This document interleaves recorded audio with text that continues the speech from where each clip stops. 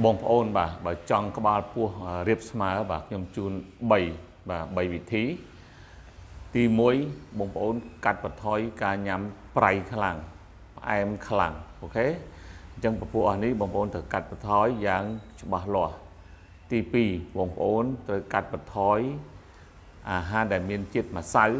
បាទគ្រប់អាហារមានជាតិម្សៅទាំងអស់បងប្អូនបាទដូចជាបាយពោតដំឡូងមីនំប៉័ងជាដើមហើយនឹងពពួកខ្លាញ់បាទពពួកខ្លាញ់បាទ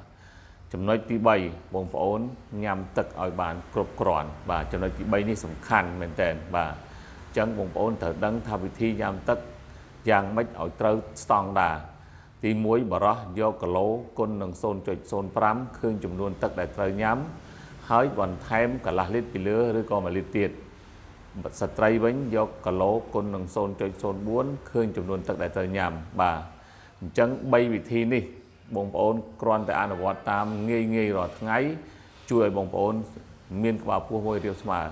បើសិនបងប្អូនបាទនៅក្នុងផែនការសម្រកគីឡូហើយបងប្អូនអត់ទាន់យល់ដឹងច្បាស់បងប្អូនអាចឆាតមក Facebook ឬលេខទូរស័ព្ទរបស់ខ្ញុំបានបាទខ្ញុំនឹងពន្យល់ដោយក្បោះក្បាយអរគុណច្រើន